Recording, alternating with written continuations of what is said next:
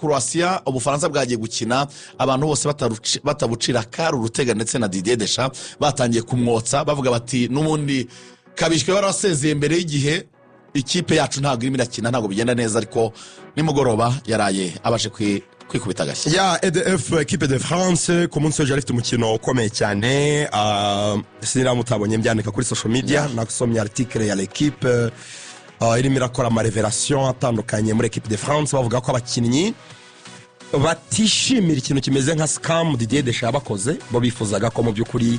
agenda mu gihe gikwiye bagategura Coupe du Monde bari kumwe n'umutoza mushya a priori batekereza ko yashoboraga kuba Zinedine Zidane Zizou mu byukuri ko generation ya Didier Deschamps batekereza ko yarangiye cyane so bakavuga ngo rero ikintu cyo gutangaza ko azagenda nyuma y'igikombe cy'isi ngo byatumye agira garantie zituma adashobora kwirukanwa biragoye kwa kwirukana umutoza wo mu legend uzi ko asigaje amezi make donc ko ari gusecuringa akazi mu mezi 18 ari imbere kuko yatekereza ko ashobora kuzirukanwa cyangwa gasezererwa mbere y'igikombe cy'isi so gutsindwa ibitego biri kubusa rero na Croatie mu kino banza byari bigoye gutekereza ko France y'abasore bakiri bato bashobora kuva inyuma ibitego bibiri bakaba banasezerera equipe y'u Rwanda Croatie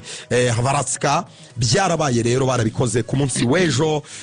batsinda equipe y'u Rwanda Croatie ibitego bibiri kubusa baragomboraga birumvikana igitego cya mbere cyaturutse kuri kufra nziza cyane ya Michael Olise watsinze kufra nziza cyane muri mita ya kabiri igitego cya mbere cy'Ubufaransa hanyuma cya kabiri kiza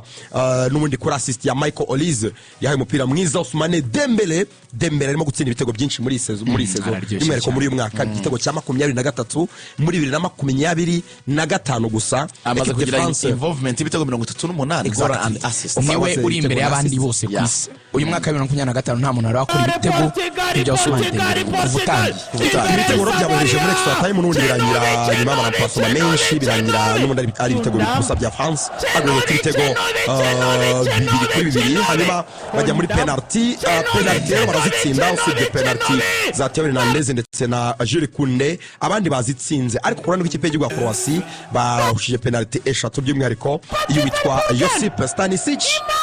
harimo iyo witwa Franjo Ivanovic ndetse na Martin Baturina abafaransa barakomeza mu kimwe cya kabiri kirangiza abafaransa bakomeje umutoza Didier Deschamps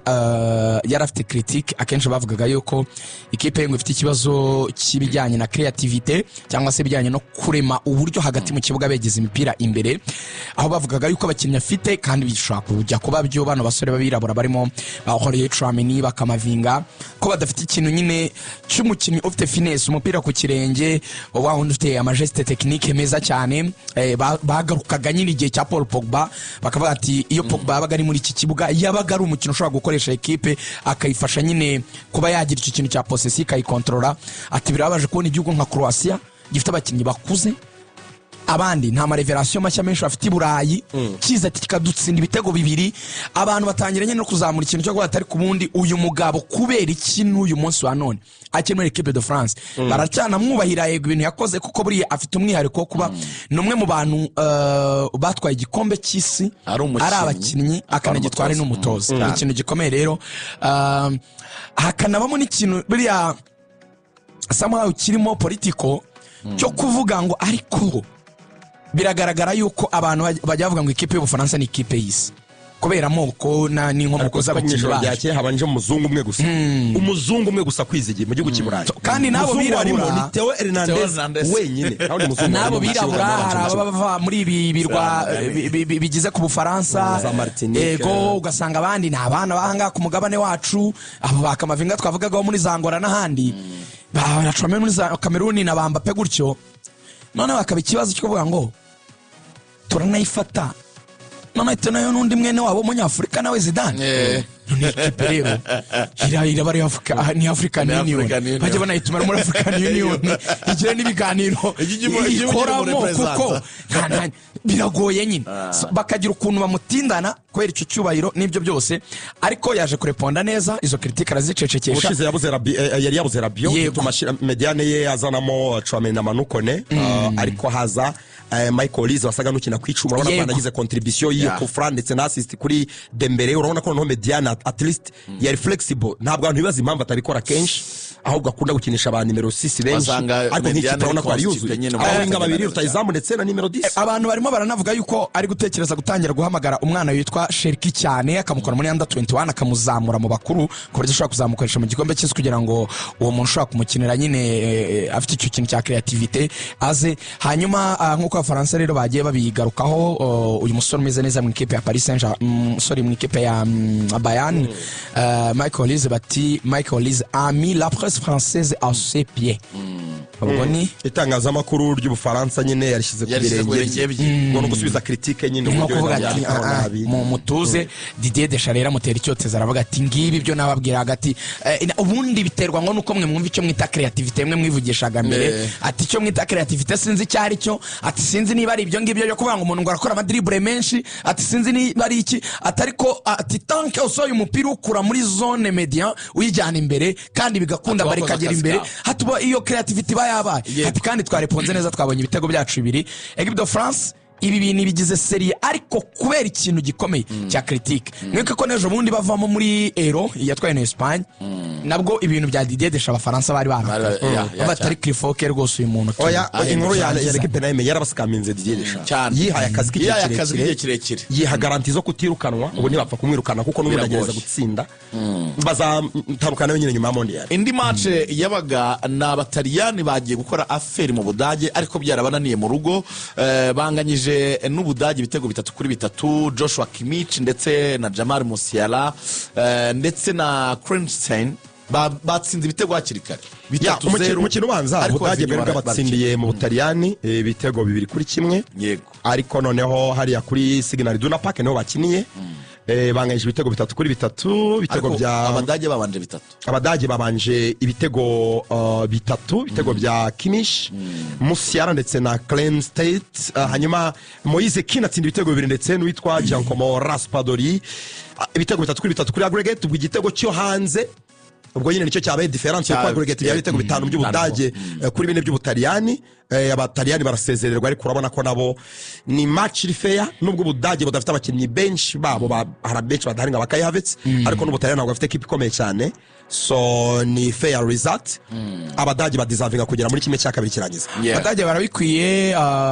rutayizamu bari gukoresha muri iki gihe niba abantu yenda batazi cyane baje gutsinda iki gitego cya gatatu n'umusore wa Borussia Mönchengladbach akaba rero mu by'ukuri arimo arakina muri iki gihe kubera yuko nugerageza kureba rutayizamu bakoresheje mu mikino ya Euro uri mu ikipe ya West Ham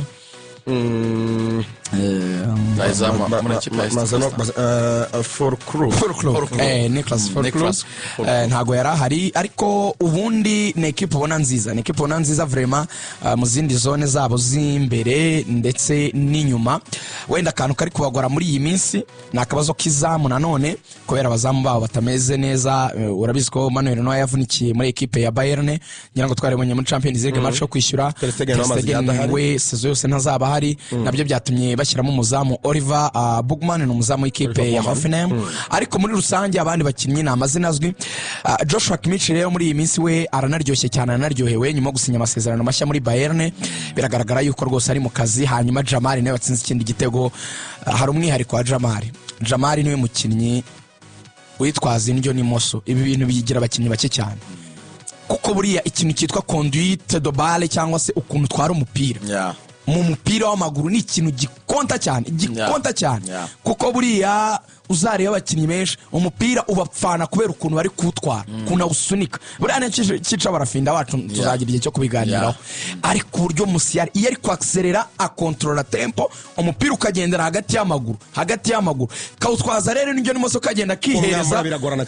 ku buryo ibiri protege kwikura mu maguru ya Musiala n'ibindi bintu ku mbaraga zako nkeya niyo mpamvu abantu bibaza aka kantu kakibiro bike kumubiri muto kukikaza umupira banabuze Florian Wirtz yaravunitse byari kuba ari byiza cyane kurushaho iraryoshye imeze neza drama indi match yahuzaga Portugal na Denmark wabita Cristiano Ronaldo akomeza gutsinda ibitego byabasabye ko bajya muri extra time kugira ngo Portugal itsinde Denmark ibitego 5-2 umukino ubanza Denmark yari yatunguye Portugal Denmark yabatsinze igitego 1-0 bagarutse rero ni match yarimo cyo twakwita KO witwa Joachim Andersen myugariro ari muri Premier League n'ubu ari muri Crystal Palace Fulham aho ngaho Andersen, oui, n'uwiruka muri Crystal Palace Joachim Andersen yaje yitsinze igitego gusohokamo n'ibyo ubu yarasohotsemo ari nk'uko wari ubivuze ari muri Fulham yavuye muri Crystal Palace exactly. So yitsinze igitego rero on goal hanyuma witwa Christiansen aza kukigombora ibintu bari muri Premier League. Christiansen hanyuma Cristiano Ronaldo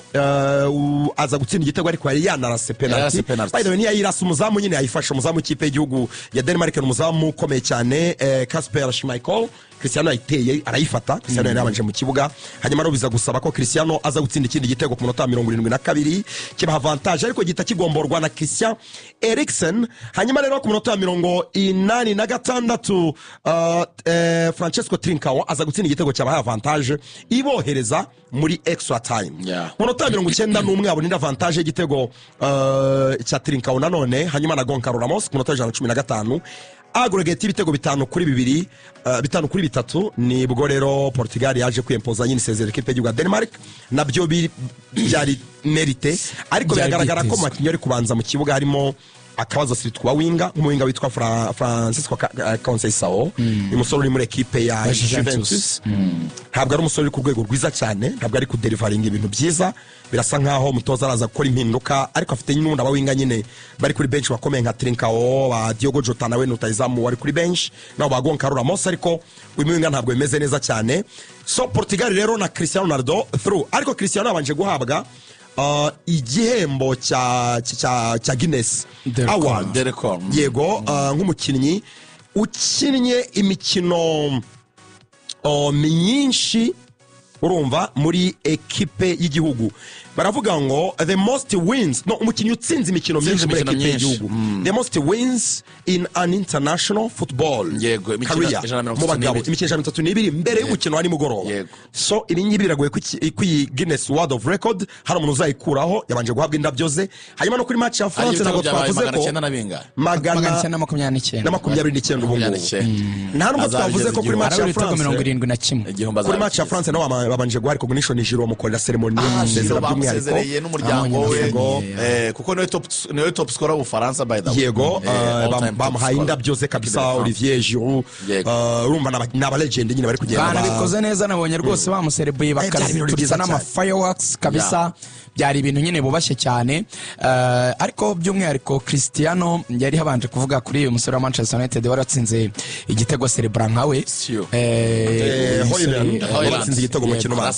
ariko umusore yaje kuba ati ntabwo ari icyubahiro gike ndamukunda ahubwo ni idore wanjye nuko abantu batabizi Ronaldo yaravuze ati nta nicyo binantwaye ariko ndabizi no mu zindi siporo abantu bari cerebral ikibazo mbifiteho atariko nanjye atubwa azabona ko nanjye nzacerebral nkuko nawe yishimiye nyine guserebra yamusezerera. So Portugal nayo rero bari kurwana n'ibihe byabo bya nyuma na Cristiano nabonye ibitangazamakuru biri kwibaza ngo niba ari gukora izi win ko Ronaldo yende Portugal izi win ntago Portugal ubundi yari kuri stage y'amakipe manini aho nawe batekereza ko yatwara ibikombe yabaye navuga ngo nk'umuntu wazanye era nshya ibindi bihe bishya biruta kure cyane nibyo bafigo bakoze hanyuma rero bakavuga bati nagenda bizarangira bite ariko ejo bundi nabwo ngiye gusubiza critique z'abantu benshi bavuga ngo agira ego yaravuze ati icyo byasaba cyose niyo byaba kwicara kuri bench ariko ikipe y'igihugu yanjye gatsinda niteguye kubikora amaze kuba hambo nibyo byiza bashobora gusimbuza arwana n'iminsi ya nyuma ntekereza ko ku dimonde ya nyuma nibwo azayikina sezeri hanyuma Espagne mu mukino ukomeye cyane yanganyije na Netherlands barinda kwitabaza abatoza beza yaba De La Fuente kurana rw'ikipe y'igihugu ya Espagne Furia Laurent ndetse na Ons Oranges itozwa na Ronald Koeman urumva n'abatoza by'umwihariko bazi umupira kabisa mukino ubanza yaranganyije ibitego 2-2 hagati impande zombi kuri inshuro rero bari mu gihugu cya Espagne yari match komeye cyane match anasifuwe n'umusifuzi w'Umufaransa Clément Turpin yari match komeye cyane ekipe y'igihugu ya Espagne yaje kubanza igitego ku mupira wa Mikel Oyarzabal yatsinze kuri penalty Mikel Oyarzabal n'utayizamu ikipe ya Sociedad hanyuma kiza guhita kigomborwa na Memphis Depay nawe kuri penalty ariko aza gutsinda ikindi gitego uwitwa Mikel Oyarzabal cyaje kugomborwa na Ian Madsen ku munota 79 aggregate ibitego 4-4 bajya muri extra time. Lamine Yamal yongera kuba Lamine Yamal ariko aratsinda araza no gutsinda igitego ku munota w'103 igitego cyiza cyane. Hanyuma Xavi Simons aza gutsinda penalty, birangira gutyo ekipe y'igihugu Espagne isezera ekipe y'igihugu Buholandi kuri turabikora comment gato cyane 5 kuri 5 ariko banyuze nyine muri penalty. turagaruka kuri Lamine Yamal washuje Van der Vaart. Yego turabigarukaho mu kanya gato cyane tugarutse, ariko ari nako tuza kugana ikipe ya Rayon Sport ndetse n'Amavubi na documentaire ya Jean Lambert Gatare iyo saha yacu ya kabiri kwiryoshye se kurusha yandi biryoshye cyane kurushaho cyane. Marco Karenda contre Ousmane Dembele contre Barcola UEFA Nations League Liga y'uyu mwaka iraryoshye pe iraryoshye, ariko impamvu yanabaryohanye bari gutegura igikombe cy'isi, abakinnyi bose muri iki gihe bari gufata ikintu cy'umwanya nyine muri equipe nationale mu buryo buri seriye, kubera ko umwaka ubanziriza igikombe cy'isi abakinnyi bagerageza gukora ibintu byose bishoboka kugira ngo amahirwe afite ntazigera yatakaza mu buryo ubwo aribwo bwose. Niyo mpamvu ubona n'abatoza bari kugerageza gukora neza kugira ngo bategure amakipe bizajye kugera mu kwezi kwa gatandatu umwaka utaha amakipe yaba kimeze neza. Rero imikino nta nubwo ari myinshi buriya basigaje gukina, kuko barava muri iyi ngiyi ya UEFA Nations League ko bari kuyikina bahite bafatiraho ko yandi makipe azaba ari imbere gatoya muri qualification za gikombe cy'isi. Hanyuma n'utumace dukeya bahita bajya ndabona muri Coupe du Monde. France urebye hano tubifatiye nk'urugero bo qualification za mondial iburayi ziba mondial yegereje cyane, bazakora enchaînement y'imikino myinshi. France abadversaire ifite umva ukuntu ibihugu byorohera no qualifier muri mondial nta stress irimo. France izahura na Ukraine, Iceland na Azerbaijan gusa niyobora itsinda ije mu gikombe cy'isi. Urumva ukuntu byoroshye se. Na Espagne nuko ahura n'ibihugu bitoya kuko bohereza amakipe menshi mu gikombe cy'isi, noneho nk'iki cyongereye amakipe na kazi katagoye cyane. So ibi bihugu za Espagne biraryohewe cyane, iyo ukomeye birakorohera. n'iyo tujya tuvuga nyine muri ibi ngibi bya za Champions League zo mugabane wacu Afrika, iyi kipe ari nkuru barayifavoriza buri gihe kugira ngo ibintu nyine yakoreye mu myaka yashize bikomeza kugenda bicira inzira. Hanyuma gato wenda kuri Lamine tuva kuri ibyo twari twavuze ko tubabwira gato, Van der Vaart yaravuze ati ngende kwa disappointed n'uyu mwana. Abantu bose bakubitwa n'inkuba, umwana w'imyaka 17 se why disappointed bigenze bite? Ati nimurebe udushoti tw'uyu mwana, ati nyamara ntabwo tuba dukomeye, atera udushoti tudafite imbaraga ngo akeneye amanuye n'ikabutura apokese. Ati nge mbamona nta kintu kirimo, ati yanamoye n'amakabutura yigize rwose umuntu akakana kazabinyatsi kazaba flop ngo mugategereza iminsi mike. Icyo yakoze yatsinze igitego gitsinda igihugu cye cy'Ubuholandi agisezerera, akimara kugitsinda yamanuye ikabutura noneho yerekana box yamanuyeho gatoya, aravuga ati noneho reka nyimanurire rimwe byo kukwereka ko wowe nta n'ikintu waza unanambwira. Ariko anavuze yuko najya nanatsinda cyane amashoti yanjye soft nkubise n'igihugu cyawe igitego, ngaho genda witurize. Raphael Van der Vaart rero amanalize menshi akunze guteza uruntu mu bantu, ameze nka Jamie Carragher bakunda gufata icyo bita football text, agaba yafata nk'ikintu abantu bose bahurizaho akacyopoza. Urumva abantu bakinnye umupira kugira ngo muri iki gihe babone spotlight, kubera ko iki gihe nyine kuvuga biracuruza. Kugira ngo babone uruvugiro na spotlight bisaba ko nyine bavuga ibintu biteza uruntu bikagarukwaho cyane n'abakinnyi, nko kubashakiraho hit. Abantu bakinnye umupira bafite akantu ko nta kintu yakoze cyatari